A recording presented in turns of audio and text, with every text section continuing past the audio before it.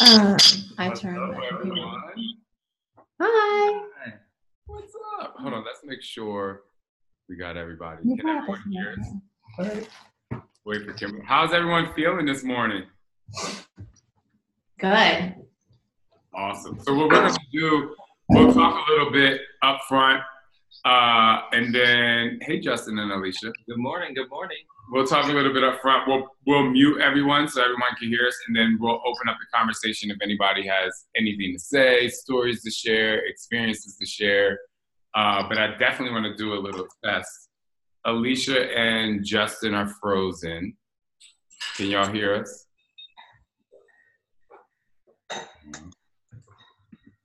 Hey, Trisha. Hey, Scott. Hi. Hey, everybody. Cool. Hey, Mackenzie. Okay. We'll wait a couple seconds. All right, cool. People are jumping in. Let's see.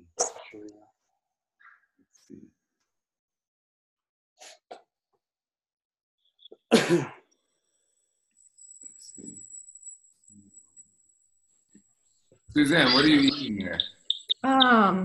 Let's see. Slow cooker. Like, what's it called? Carnitas. Spinach and zucchini. Nice. I'm just checking. On plant and water. Next call. I'm just checking. All right, let me real quick. Let me everyone's audio at one time, or do I have to do it individually? They're gonna mute us.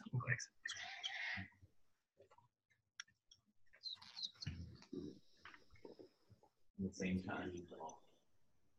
Okay. All right. Let's see. Make sure.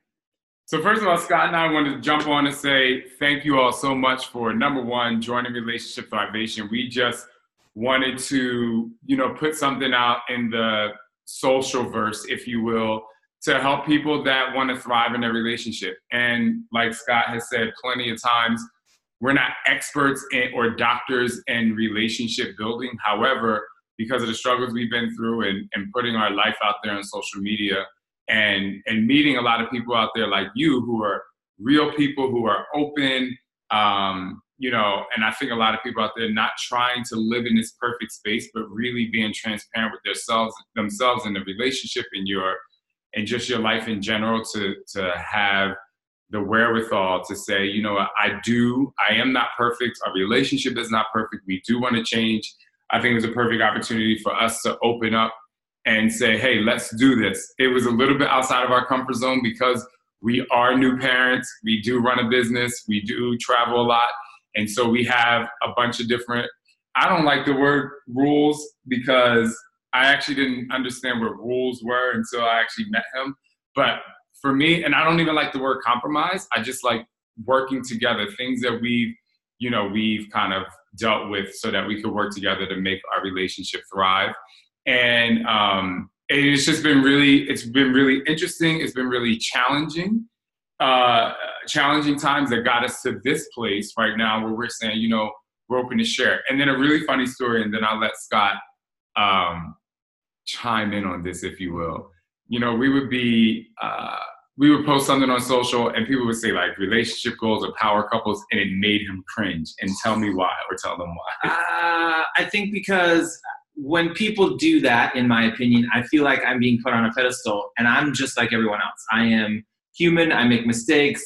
We have fights. We have, we don't have fights. So when people are pedestaling me, if you will, or my relationship, it feels awkward. And I think people in social media land do that. They look and revere people and they think that their lives are so much better than what they are. So then there's that envy, or there's that I'm not good enough, or there's that when in actuality, you're as amazing as you make yourself amazing. And so there's no need to put anyone above anyone else, because we all have our wonderful things, and we all have our discrepancies, if you will, or things that we need to work on. And so whenever I hear that, I just go, ugh.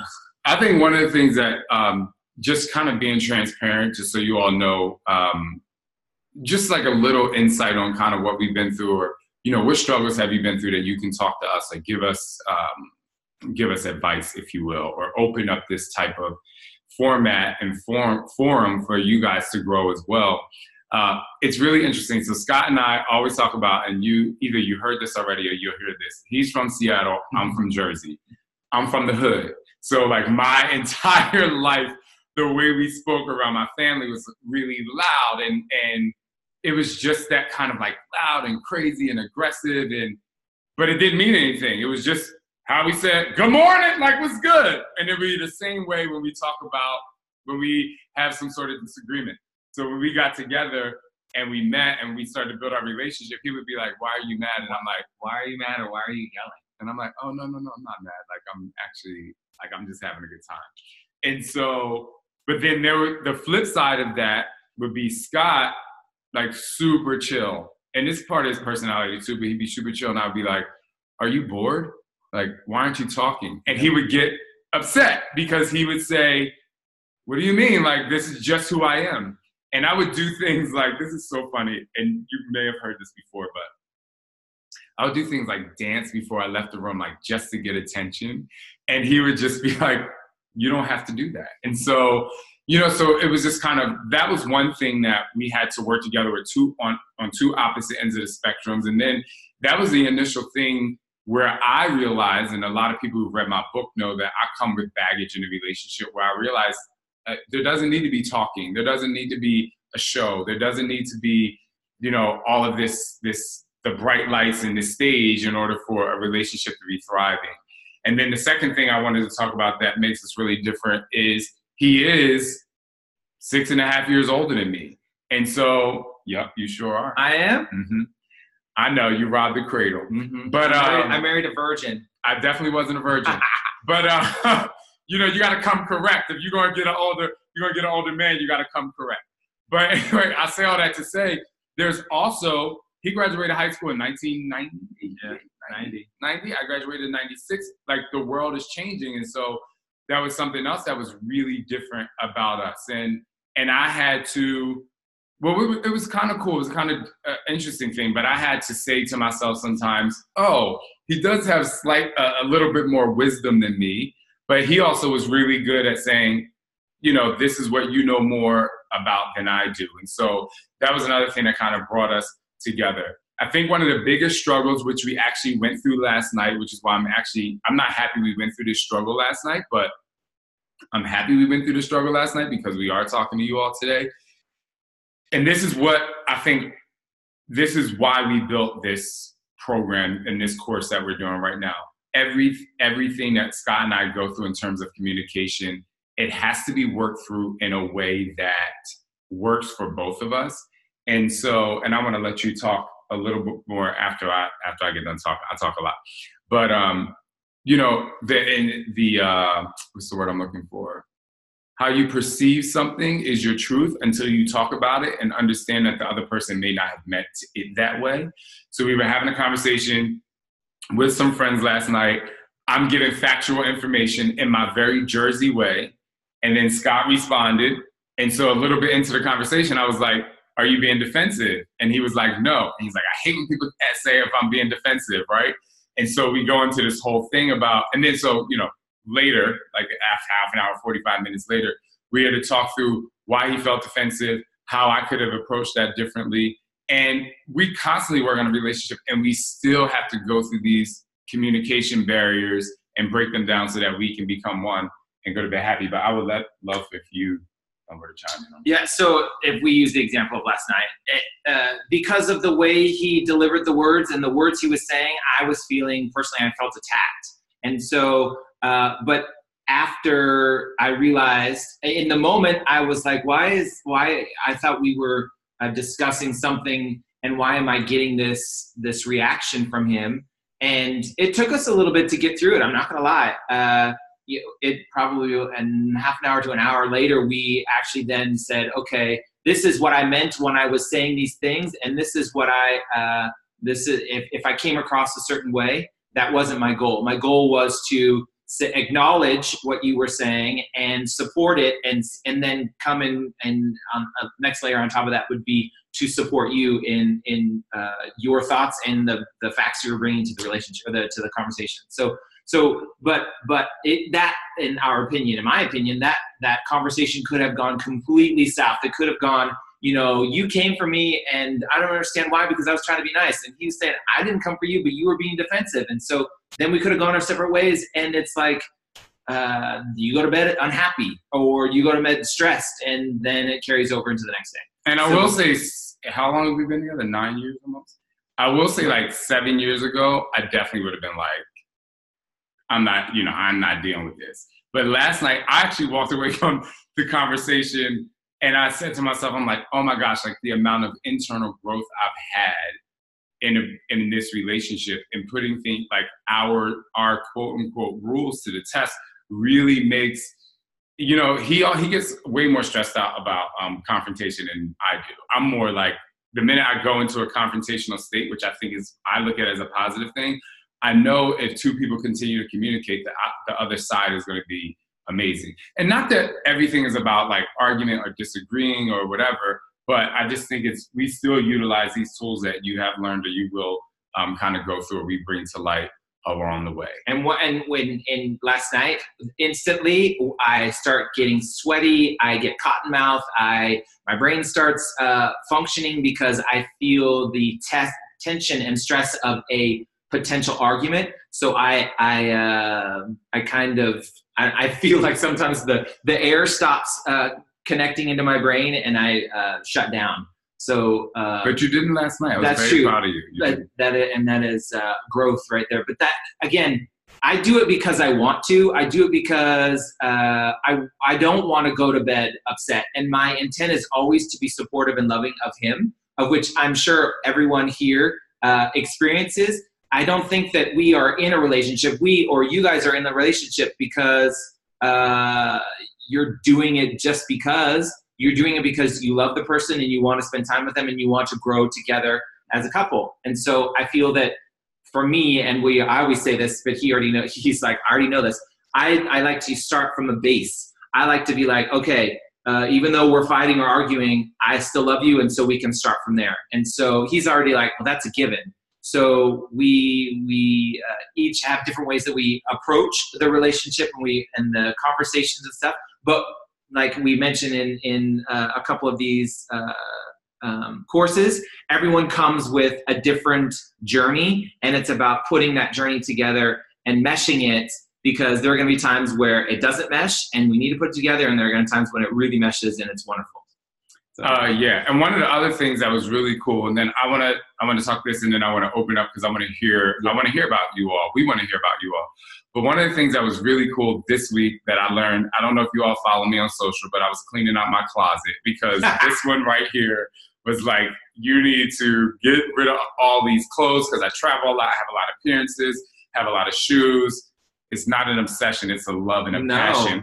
But so we were cleaning out our closet, and our babysitters are unbelievably amazing. They're like, the boys go down or they go with the grandparents and they still want to stay and help out, which we just feel so blessed. But they were like, we're going to clean these closets. And we're like, okay, cool.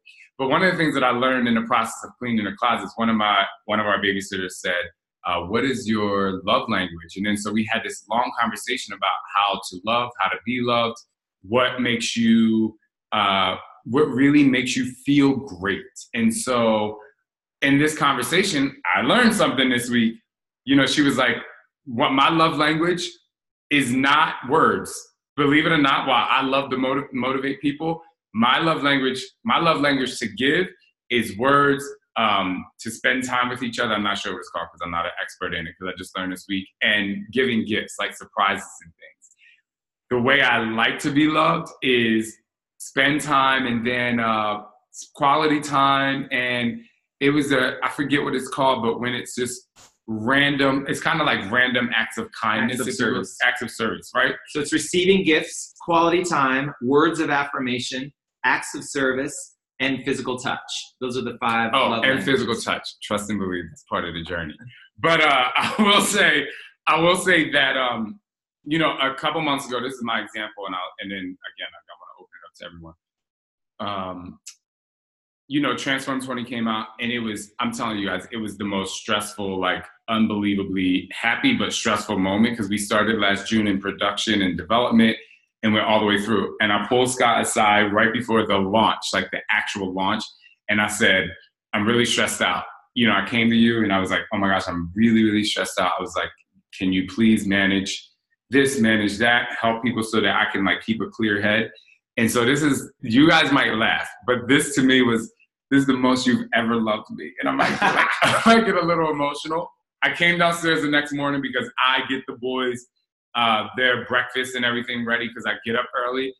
The bowls were there, the food was there, the milk was already poured in their sippy cups.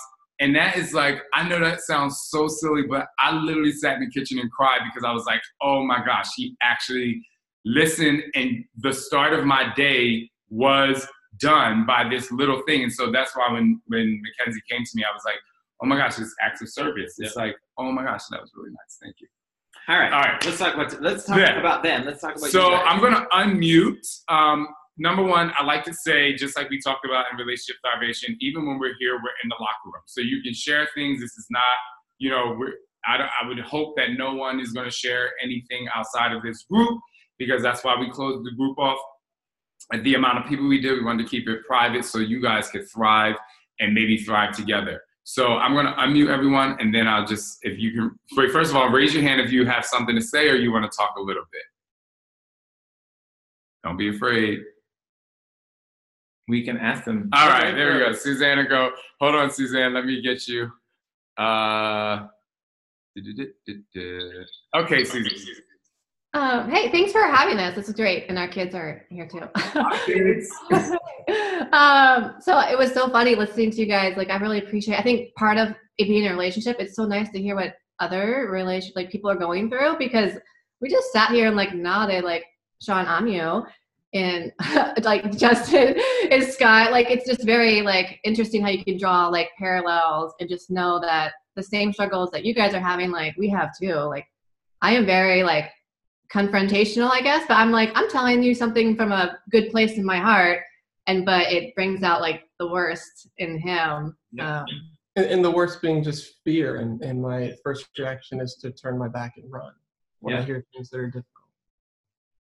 And so have you all talked about how to change the way you speak to each other? And so the reason why I asked is because I know, like last night, for instance, I know that the way to end a discussion is before I would just be like, okay, I'm done.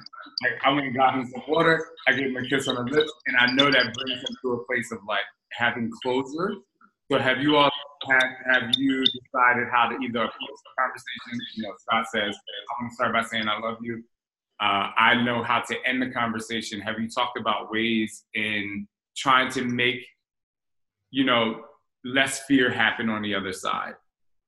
I would say no. I mean, I would say like, we know we need to like make a change, but we're like fumbling for like what that is and how to do it.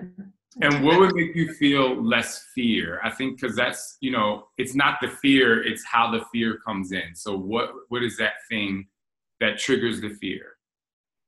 For me, I can relate it to something you said earlier in this, which was related to perception.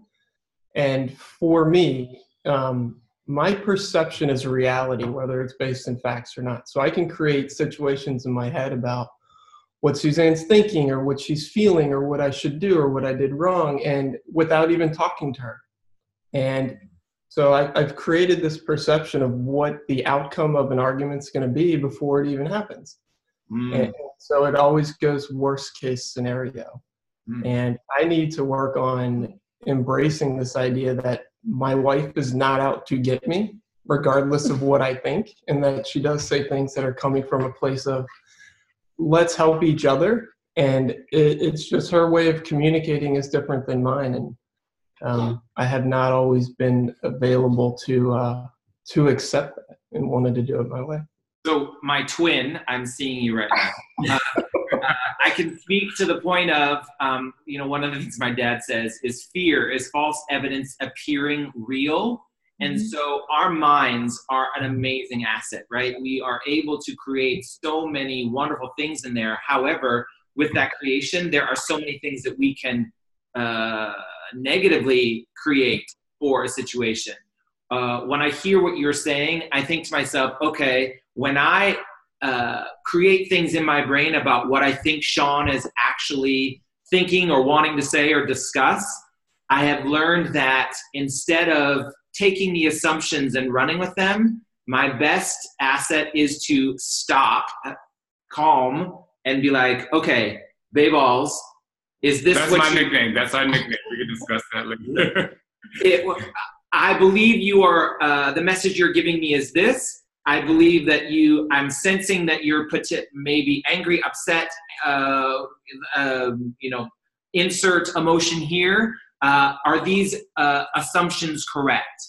Because this is where I think this is where my brain is taking me. And so that way I don't have to assume or put the cart in front of the horse and then worry myself even more because I'm fearful that he is in a state of frenzy, when in actuality, I'm the one that's in the frenzy. And he's like last night, perfect example. I was like, I felt like he was attacking me, but he was like, I was just stating facts. And I was like, and the facts were A, B, C, and D. And I was like, wow. After I put myself out of that situation, I realized those facts, A, B, C, and D, were brilliant. And I was like, I didn't think about it like that. And I can now understand why you were saying what you were saying. However, I felt this way because of X, Y, and Z. Right. So, and Suzanne, I think from our end, you know what I mean? We have an obligation out of love. And we, I know this going forward, and I still do this now. It's like, hey, this is what I mean by this. So you don't get upset or get afraid or feel like I'm attacking you or whatever. And for example, we had a family meeting the other day with his parents and us, like this whole situation that was happening with our kids. And I said to myself, how can I make them understand that when I come into this conversation, that I don't want them to feel bad. And so I gave them examples of things that I do that are very similar to what annoys me. And so there was a situation of like his parents just being too overbearing on us. And I said, hey, I'm gonna give you an example. The reason why I don't go into Scott's office is because I'm gonna go in there. We got kids here, but I'm not gonna say too much. But I'm gonna go in there. I'm gonna want to do X, Y, and Z. I want to talk to him. I'm gonna want to do X, Y, and Z. Distract me. I want to distract him. It's not that I'm being mean to want to distract him, and he's, it's just, but it's still a negative thing because it's taking him away from his work.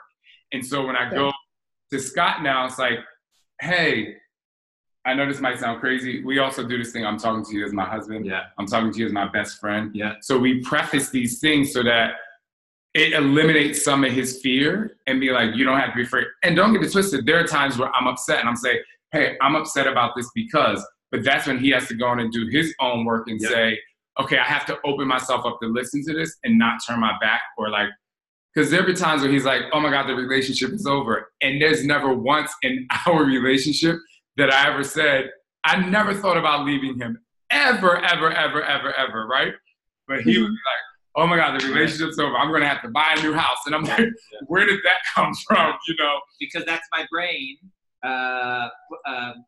creating trying to create what I think is actually going to happen. And that's when I've learned that I need to now say, Bae Balls, I'm sensing you're this. Is this the message you're trying to get across? And how can we get to a better spot? But I like, again, I think Suzanne on our end, it's like, how can we troubleshoot the situation and because we know that I don't want to say a weakness. We know that that's a concern for them. So how do we eliminate the concern? And the perfect thing, which it happened in this week, is when Sean comes to me and says, we need to go in the locker room. I then know that the conversation is going to be a safe space. Like so that disclaimer before he actually starts talking is, oh, okay, so I know where we're going. I know that we're going into a safe space. It may be a tough conversation, but we love each other. And so I'm like, okay, I'm now prepared mentally to understand and receive the messages that he's going to give.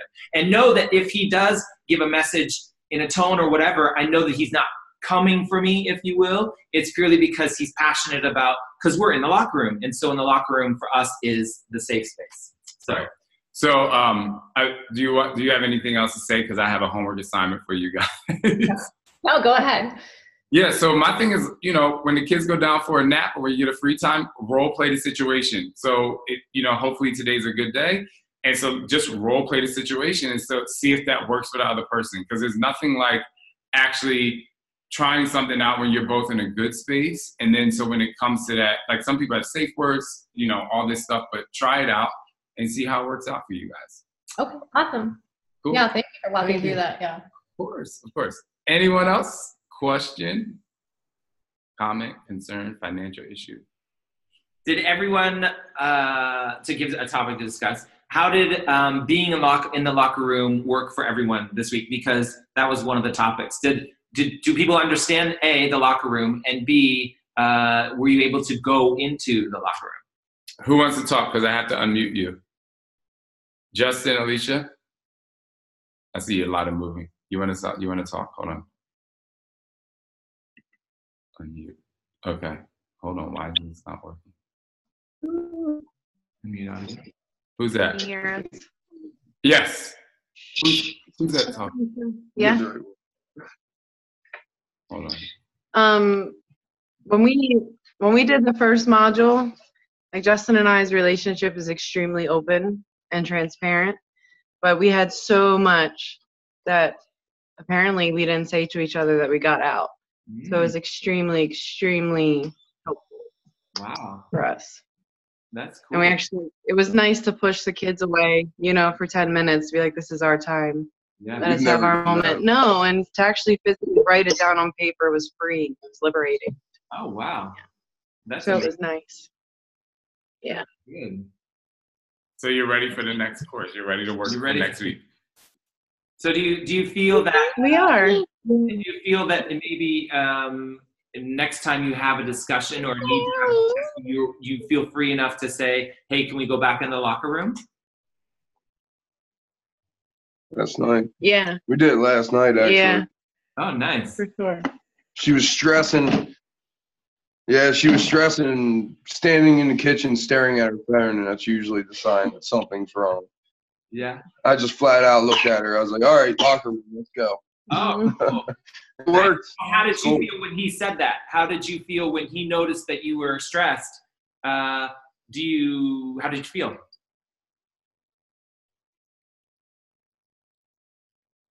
Oh, Uh-oh. I think we Lost lost him. him. Oh, wait. Hold on 1 second. I think you guys got lost. 1 second. right at the top. Okay. Can we talk now? Okay. Yeah, we keep. Sorry. Normally when he says that, he knows me more than anybody, obviously. So I don't even have to say anything for him to know when I'm stressed out. And normally when he says it, sometimes I go in defense mode because I'm just not in the mood to discuss it. Yeah. But it was nice to have, when you gave us, you know, a way to express we need to speak in a safe space. So when he said locker room, it was like, all right, we can do this, we can talk, and I was ready for it. Nice. I knew he was ready to listen. Yeah, that's great. I think, like I said earlier, when Sean says the disclaimer, let's go in the locker room, or you'll find in one of the future courses, we say, I need to talk to you as my husband, or I need to talk to you as my coworker.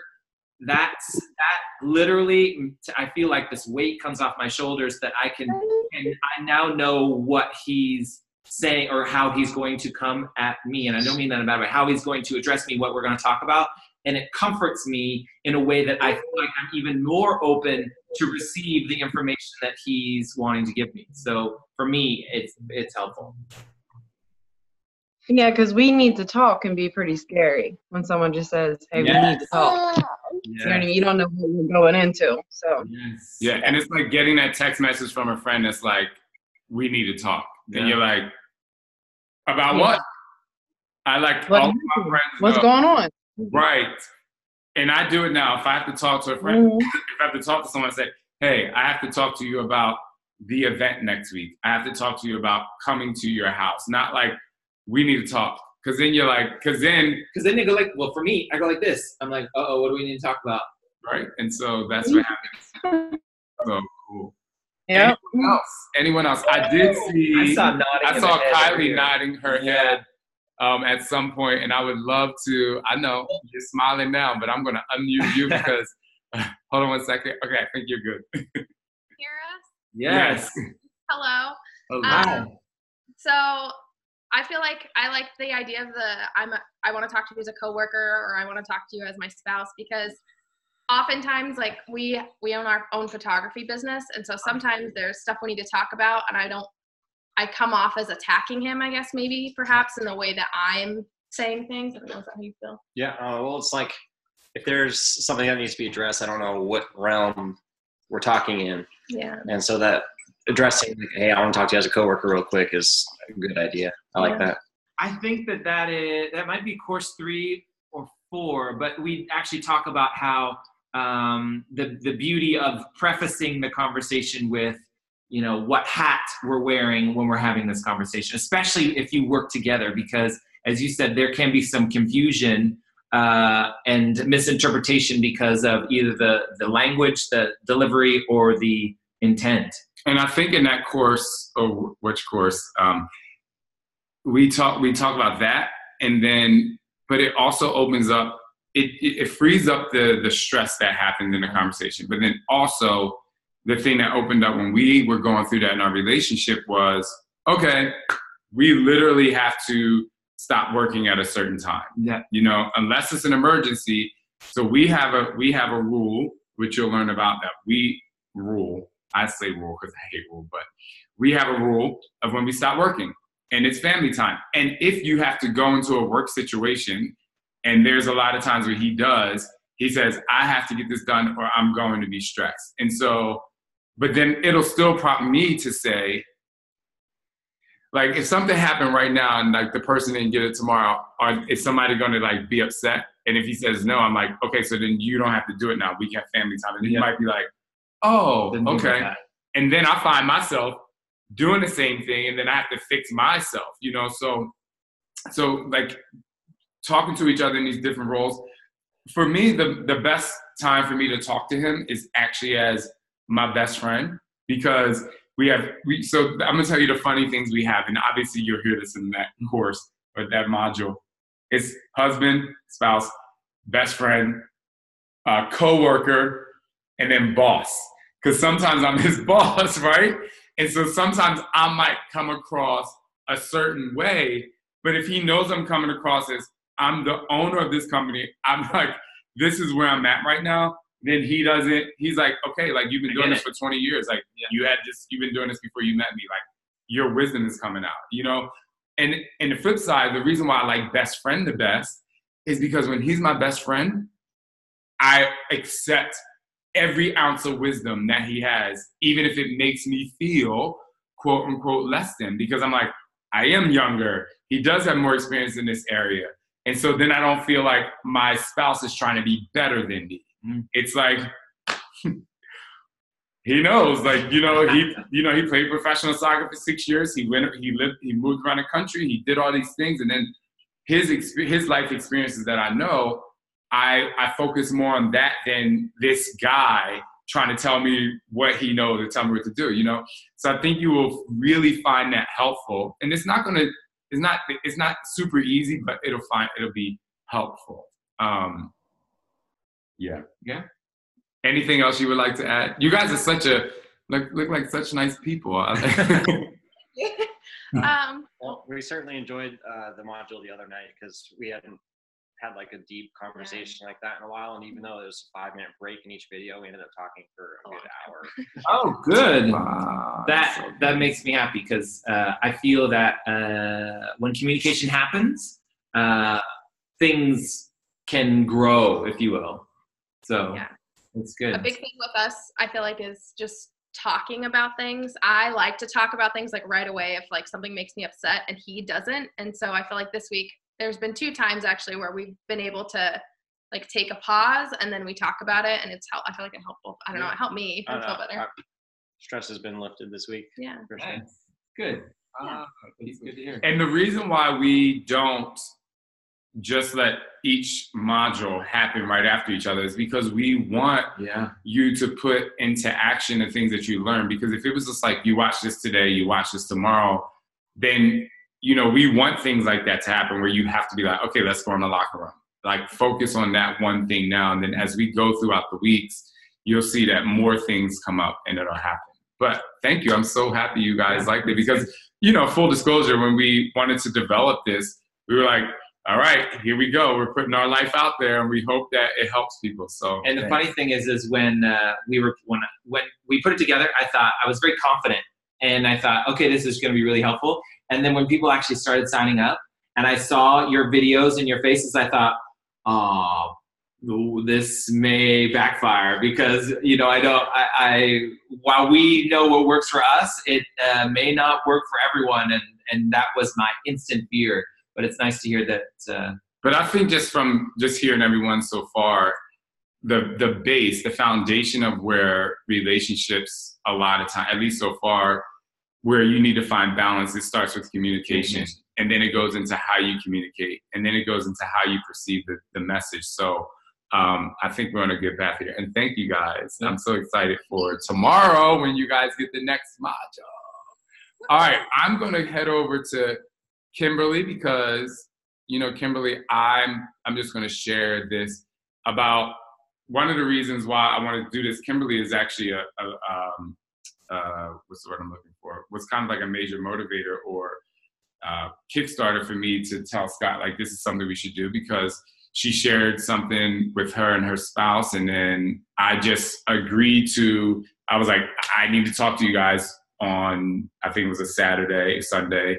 And Kimberly's in my safe space. And so I have a Facebook group called The Safe Space, and it's just kind of this loving family. But Kimberly, I just wanted, you don't have to give too much of your, we don't have to go into the background, but I wanted to know, I see your husband's not there, so I just want to know, like, how's it going? How are you feeling? Because a lot of times, we can't be with our spouses, and so how do we interpret these things or what's happening as you go through the process? Hi guys, I'm like a mess this morning, so forgive me. Give me 1 second. Take your time.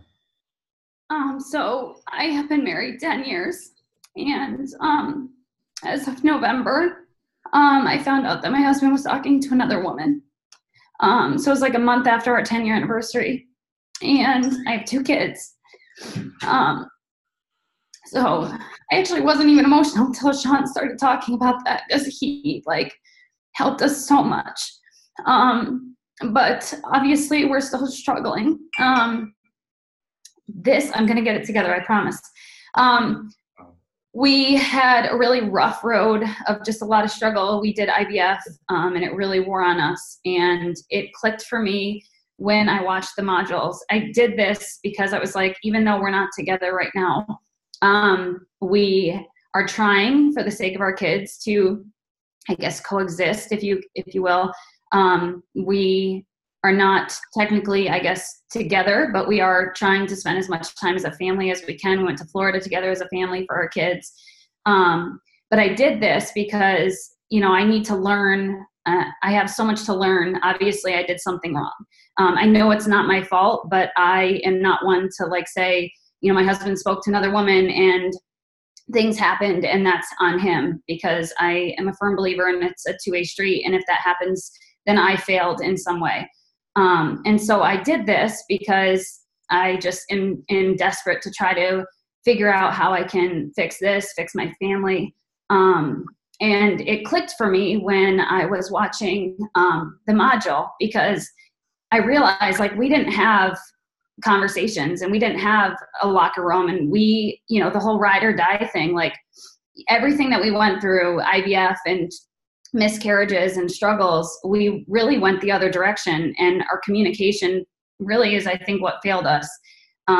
We never communicated effectively together. And I guess what I want to stress is, for those of you that are still together, the importance of the locker room and being there for your spouse. Maybe my husband wouldn't have had to talk to another woman if I was better at listening and supporting him and hearing what he was saying. And I think it's hard. I think it's hard not to get defensive when somebody is telling you maybe something that hurts or that you don't want to hear. But it's just, marriage is work, and I am still trying, and I see all of you guys that are here together, and just really talk to each other, communicate, and be an open book, because I was really bad at listening, and I just kind of shut out pain when I feel like defensive, or I've just had, a lot of struggle. My mom's an alcoholic, and so life hasn't always been easy. And so I kind of just, like, if somebody's saying something I don't want to hear, I'm just like, nope, not going to hear it. And so, I am here because I want to be better. I just want to grow, and I want to do the best that I can to give my kids the best life that I can. And thank you for sharing, Kimberly. We have a pretty good relationship through the social channel. So, I'm very proud of you, because I know how tough it was for you then. I see how tough it is for you now. And more importantly, I see how tough it is for you because you're opening the doors to emotion. And that is super scary. I know plenty of people who just don't open the door to emotion. I think the one thing that we all understand, and if you don't, this is maybe something else that you can take with you as you continue to build and grow. We all come to the relationship with baggage. I was going to say that too. We have baggage. Yeah. Every single one of us. It doesn't matter if you were like a star athlete in college, or if you were, a marble champion like my grandfather. I know that sounds funny and crazy. Or if you were a scientist, like two opposite ends of the spectrum, we all come with some sort of baggage. I have a friend who literally was like, my life was perfect. He literally said, my childhood was perfect. And this is the first time in his life that he's encountering some sort of turmoil. And even that quote unquote perfection is some sort of baggage. It doesn't have necessarily negative baggage, but it's baggage that he brings to the relationship, because his wife did go through struggle in her younger years. And so there's this clash. And so we all bring, we go on a vacation and we all bring, suitcases. I probably bring way more shoes than Scott brings, right? I bring way more like beauty appliances, some lotions and whatever. So we all bring, I know you're laughing, Kylie, I see you. But, we all bring something. And so Kimberly, I just want to say, first of all, I'm always a congratulative toward opening up and just knowing what I wouldn't call them failures. I would just call them like, things you need to work on, and who you are and how you grow. And so when you go into the locker room, moving into this week, I want you to also think about what baggage, and we probably talk about this, we're giving you kind of some hints as you're going to learn along the way, but as you go into the locker room, what baggage are you bringing into the locker room? It's not the thing, it's the thing. Like, why are you even upset about, why do you feel defensive about what I say? Or why can't I, open a conversation with accepting, like, I love you? Like, what is that, And so I've been through therapy, he's been to therapy, and now we're at a place where we can really have open conversation, but, understand the baggage, don't throw away the baggage. Sometimes you kind of have to dig through the garbage and be like, something in here stinks really bad. What is that thing? And it's okay. It's okay. As you continue to move and progress forward. I think one of the hardest things for me to do is to be vulnerable and accept that something that I have done created a problem, or something that I have brought to relationship hinders the journey that we're on. And if you're able to, I say, if you're conscious and self-aware, it's, I believe, the first step into understanding the baggage that you bring or that you have. And it's okay to have baggage. Please don't misunderstand this. Everyone has it. It's okay to have it. It's the ability to try and understand it and access it, and know when it's rearing its head that you have to accept. And as you said, there are times where like someone came to you with a situation or a critique and you shut them down, right? I think I'll just speak for myself. I've done it before. And the minute that I was, it may not happen right instantly. Maybe it happens 30 minutes later or an hour later or 24 hours later, when I realized, yep, I was the one that created the problem here, or it was because of X, Y, and Z that happened, that it was me that was doing this. the minute you are vulnerable enough to accept that and to apologize or to learn about it, it's the first step into helping release some of the baggage off your shoulders. And a lot of you may have read my book, and if you haven't, I'm going to tell you something that I think a lot of you have. And so the best example I can give, and I give this example a lot, is when we got together, and at 2:00 in the morning, I would wake up, and I would wake up in some sort of dream, or I had some sort of dream, I would be feeling some kind of way, and then I would immediately start a fight with him. And we would end up in the living room, and he did nothing wrong. And so I had to realize, where is this pain coming from at this hour in the night? And to admit, to start an argument, and then to admit that you started the argument because of an emotion that you didn't necessarily knew where it came from. Like, it's so hard to do that. It's so hard to admit that you literally are the catalyst to this catastrophic event that's happening. And so that's when, I went to therapy, and I realized at 2:00 in the morning is when I was sexually abused as a kid. And so it was this thing that was just in my soul, and we could have been intimate that night. And all of that, like loving someone, because for me, it was, well, this one person said they loved me so much, but they also were intimate with me, and I had no control because I was a kid. And so now I'm looking at him as my attacker. We were intimate, and then 2:00 in the morning came, and so it was crazy. And so for me to admit that day, and it was just hard. It was a great, horrible day. And I say that to say to Kimberly, it's okay to say these are things that, I was at fault for, and obviously not everything's your fault because of communication, but it happens to all of us. And there are things that, all of us can probably relate to in terms of why you bring baggage to the relationship. And the last thing I'll say is this: when you hide things, they seep out in other ways. And so the more you don't talk about something, the quieter you are about something that's in your soul and you're keeping away from your spouse, the louder it's going to be. It's going to be so loud, it's just going to seep out in other ways. And then you're going to have to go through a maze to try to figure out what it is. Yeah. So the more you can go into the locker room and just completely open up, as hard as it is, and it's a step-by-step process, but you will get there to the point where we literally, well, I don't want to say too much more because we said a lot. We've been talking for 50 minutes, but does anyone have any last questions? Because our babysitters are leaving in 10 minutes, so we have to, because raise your hand if you have anything to say. I know we haven't heard from Trisha. You just want to wave? Okay, okay, hold on 1 second. Okay, you're good. Hi, how are you guys doing? We're excited to go to Vegas, by the way, guys. We're so excited. Oh my God, we're beyond excited. They won trips at our Get Lit experience in New York City. They won trips. They were two of the people who won a trip to the Lady Gaga concert. Yes. Sorry, side note. I am living for your right now too. Go. Come to a Shanti event. You might go to a Lady Gaga concert. Yeah. First of all, I want to thank everybody for sharing the things that they have shared, because I think it definitely is helping us. I know there's a lot of things that we struggle with. Apologize for the dogs in the background.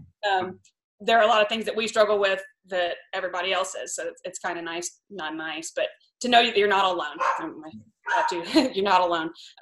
And I guess one of the questions that I have is, as I was going through this, I'm like, okay, well, if everything is great and perfect and you're going through everything and everything's just falling into place, and you're like, okay, that's great.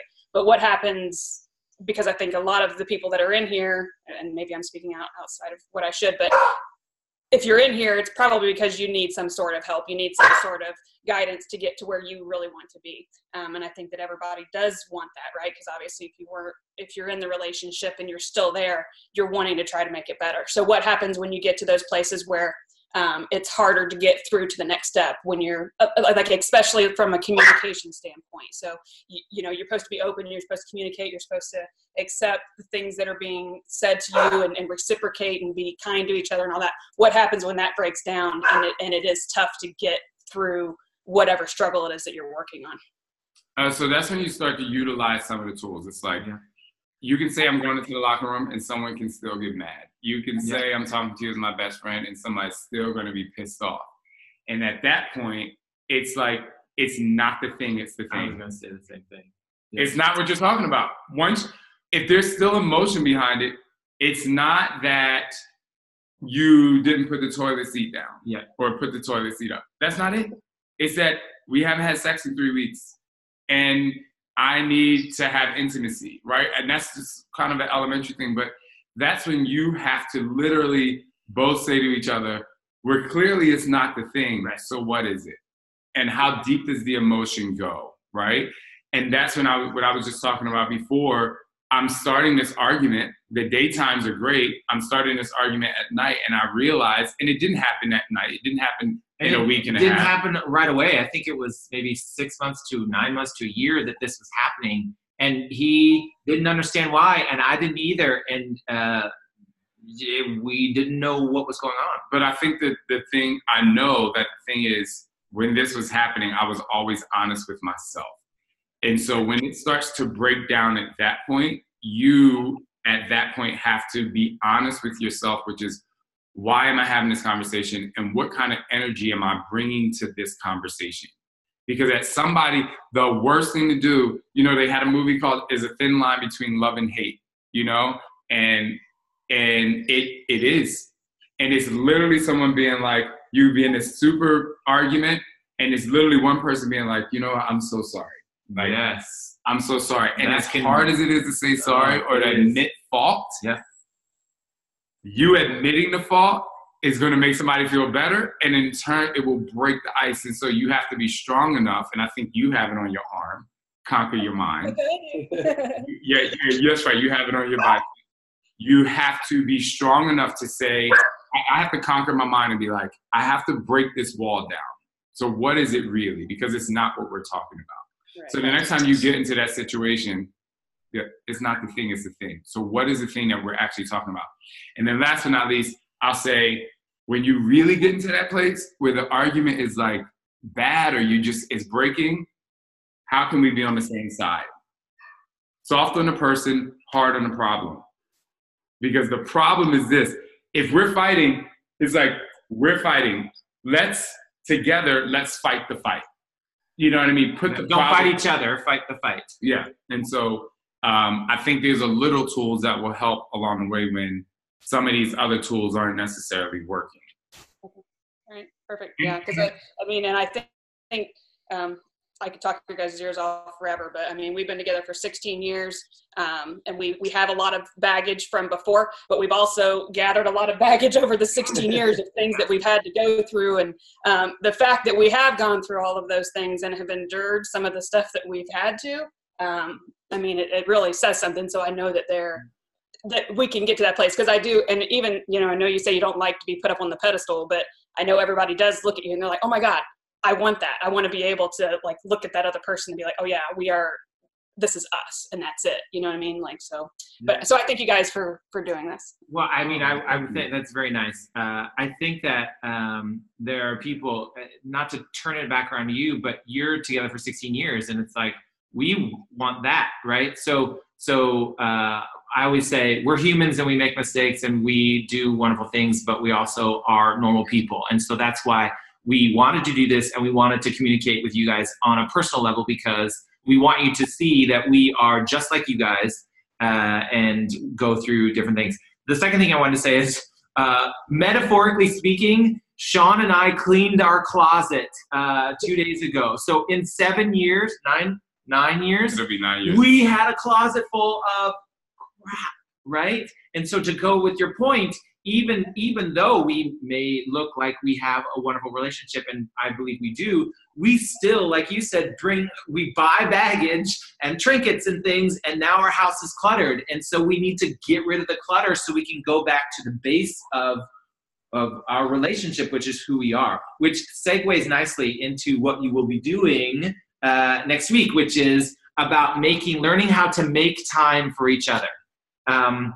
So next week tomorrow, you're going to be seeing some stuff about how important it is to make time for each other and the things that you have to do and the things that you want to do that, because you will see in the video how mind-blowing my first time of making time after we had kids, the first time we made time for each other, it literally blew my mind, and I felt like it added a new level of love and to our relationship. So, and the cool thing is, if the Wi-Fi is good, because we are making time for each other next week, our live talk, our live chat will be with us on our vacation destination. So we won't be teasing you, but we'll be doing it from there because we will be making time for each other. But if for some reason the Wi-Fi is not good, we'll push it to like a Monday evening or something so we can all get together. So unfortunately, I've really enjoyed this. Yeah. It's so nice to see your faces, and I see some names at the bottom. Don't see their faces yet. Yeah.